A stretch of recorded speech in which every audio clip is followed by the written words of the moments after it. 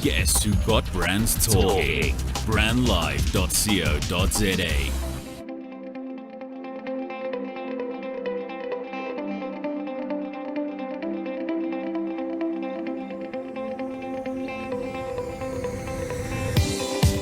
You're listening to our social TV newscast with me, Sam Marshall, and we continue our conversation as we do every day with individuals, organizations who are doing their bit from a social impact perspective. Today is no different. We speak to Jessica Engelbrecht, who is the media liaison and fundraiser for the Grace Help Center, and they are registered as an essential services provider, and they're the only registered victim empowerment program that's running in the Northwest Province. Jessica, thank you very much for joining me on Social TV. Thank you very much, Sam. Now, a couple of days ago, I put up an article around the French authorities talking about domestic violence, and then you posted something that I'm not sure a lot of people think of. I'm sure some do, but the fact that gender-based violence during this lockdown is on an increase, just kind of set the scene for me. What are you guys currently experiencing at the Grace Help Center? Certainly, thank you. I will do. We are all aware of how COVID-19 has either affected us personally, and on the one level, we would assume that with the shutdown on alcohol and smoke, it would have possibly reduced the impact of gender-based violence. But unfortunately, it definitely hasn't. At Grace Help Center currently, our capacity is approximately 31 women. Also, we are the only center that accommodates women and their children. And unfortunately, we are at past full capacity at the moment, in the sense of we are actually having to turn away cases when the local SAPS or welfare officers contact us to say, we have a lady, she's been raped or she's been severely beaten, please do you have space for her? Unfortunately, we have also noticed that there's been a spike in rape cases with girls as young as 13, 14 upwards. Very young women have also been brought into us, traumatized, raped, and unfortunately, it seems to be that COVID-19 has unlocked an additional beast, should I call it, in the form of gender-based violence. Our young girls are unfortunate victims and targets during this phase. It's a very heartbreaking reality, but it's unfortunately there. We're living it every single day. As an essential service, we don't shut down. We don't work selective hours. We're on standby 24/7. Our staff are working extended shifts in order to reduce their risk by going out. We've asked our staff to stay in and work extended hours so as best to meet the needs of our beneficiaries. Jessica, I mean, that's just gut-wrenching to hear. A lot of us, rightfully, wrongfully, we can debate this. We are caught up in the COVID-19 stories. We are talking about the infected, and you've just kind of painted a completely different picture to the one that's unfolding in the Northwest. What is the capacity of the center at the moment? And you talked about that spike. What does that spike look like in actual numbers? In actual numbers, before COVID-19 really got a hold of us, we were standing at approximately 13 beneficiaries in our care on the victim empowerment program side. As of right now, it's standing at 31 victims and 13 children. So that's on the adult side. And then on our children's side, we were also down to approximately about 40 children. We're now standing at 53. The one day, last week, Friday, we got in 3 children an hour apart, one after another. Social workers arrived. No sooner had the one left and the next one arrived. Hi, I'm bringing in a 10-year-old. Hi, I'm bringing in a 13-year-old. Hi, I'm bringing in another 10-year-old. The one child was actually abandoned by both parents. They gave up. And we're standing currently now on 55 children. As of today, I'll count this morning, it's standing at 55 children. I mean, to reject your child during a time like now, I don't understand the despair that either both parents were possibly facing. And secondly, going forward now with COVID-19, I cannot begin to imagine how our figures are going to rocket. With job losses, and that we need to look at a way forward. And if possibly, sorry to go slightly off the topic, we are wanting to look at getting support or input from people with the COVID-19, assuming that hopefully the lockdown doesn't continue.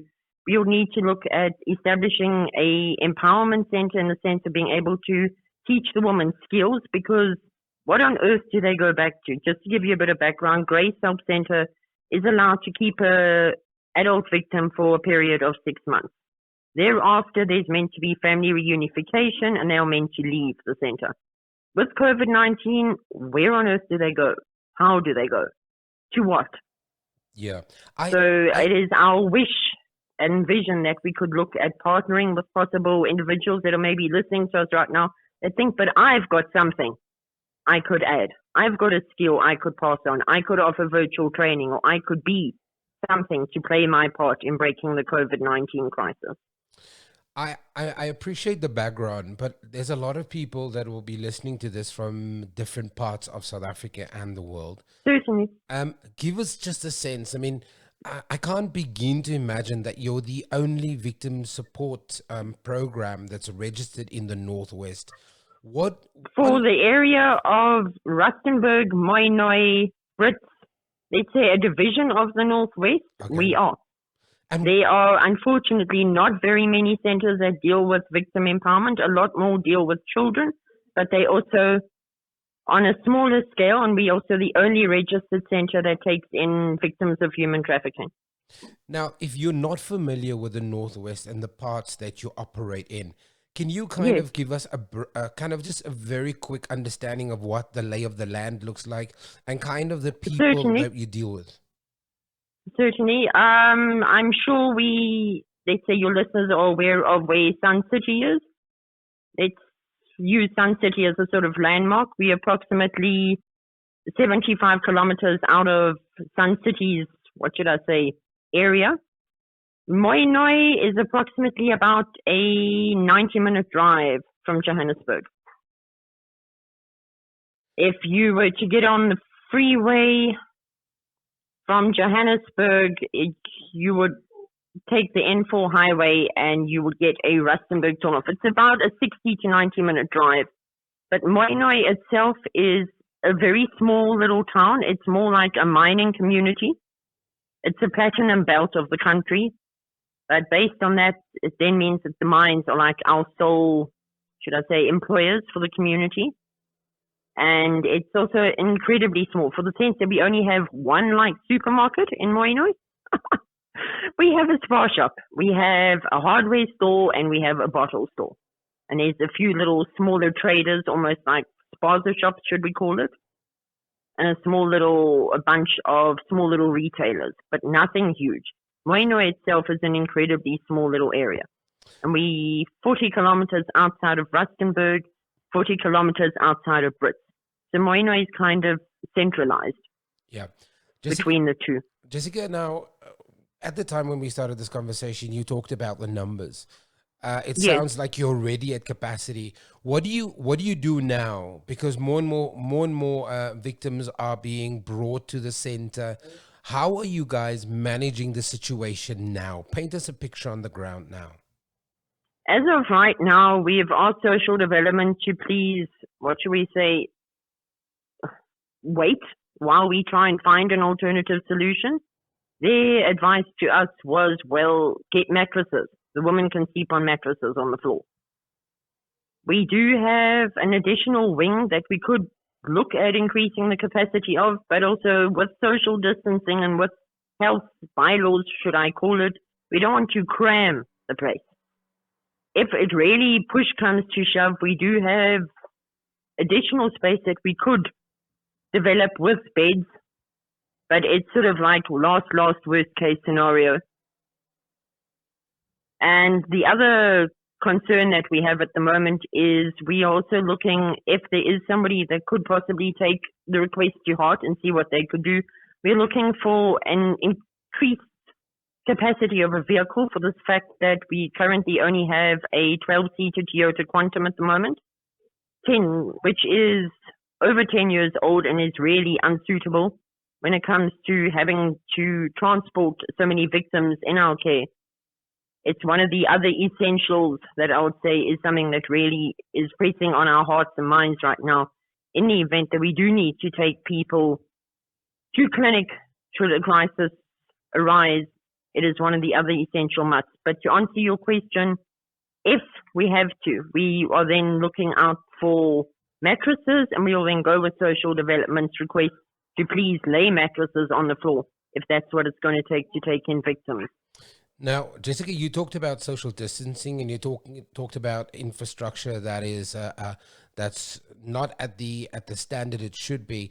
Very quickly, how is Grace Help Center, from a human capacity perspective, dealing with the influx of victims, not only probably coming on their own, but coming through the various agencies? From a staffing capacity point of view, how are you dealing with this influx of numbers?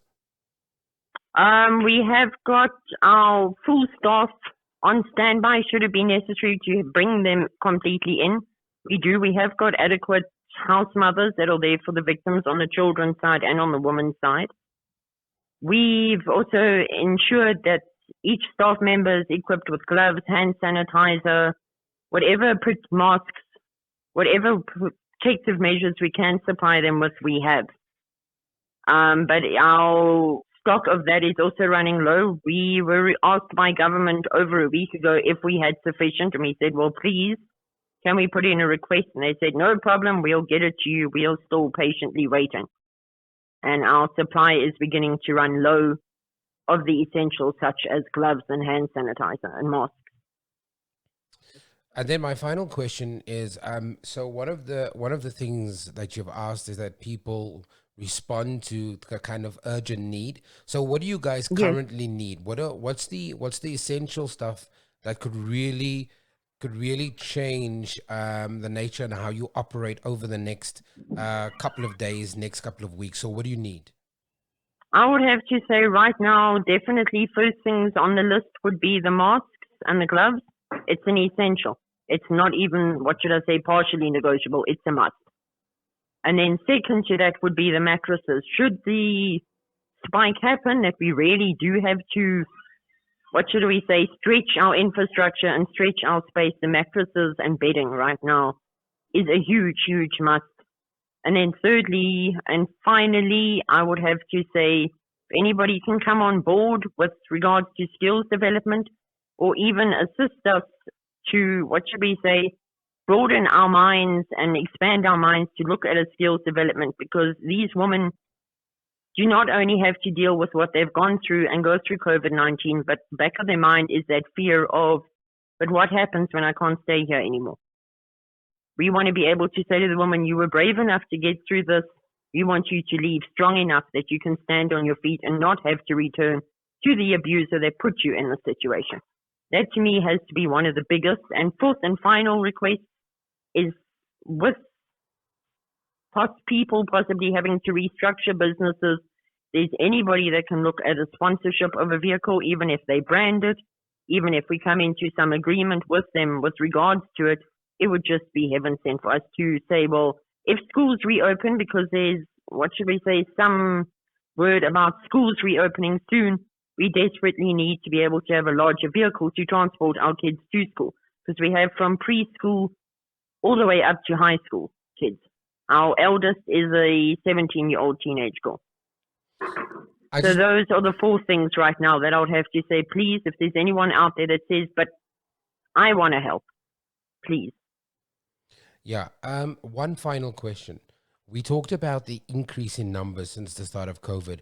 Are you expecting, from a scenario planning perspective, a spike in the increase of victims that might need your services?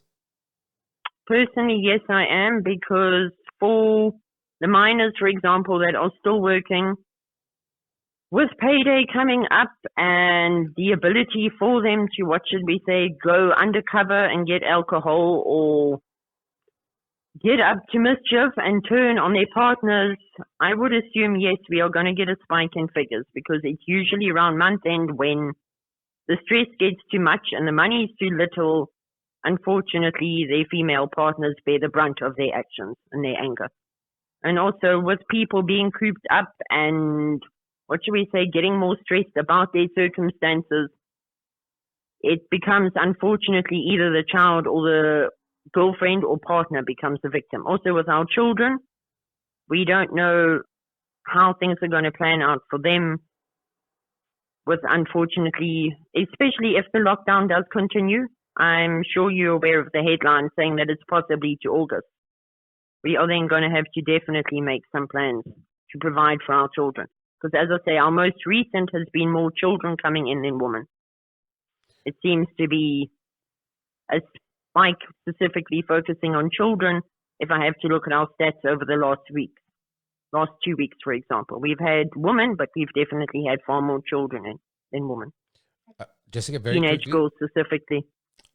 People want to get involved, want to find out more about Grace Help Center. Where can they go? Do you have a Facebook page? We do have a Facebook page. If they type in Grace Help Center, capital G, capital H, capital C, Grace Help Center, they will find us. The profile picture on our Facebook page is a purple bench, which is the bench we have outside our office where we spend time with the woman and just sort of debrief them before we bring them in and sit down with the social worker to handle their intake. Or if you don't mind, you're welcome to give out my number, or people are welcome to contact my director. Okay, we'll definitely put that in our post. Jessica, thank you very much. We wish you lots of strength. We'll be following the story very closely, and we hope that the organizations, companies, the individuals that follow our platforms will be driven to get involved. Thank you very much and stay strong. Thank you very much for your time and the opportunity. We appreciate it. For more stories like these, go to www.social-tv.co.za, subscribe to us on YouTube and follow us on our social mediums.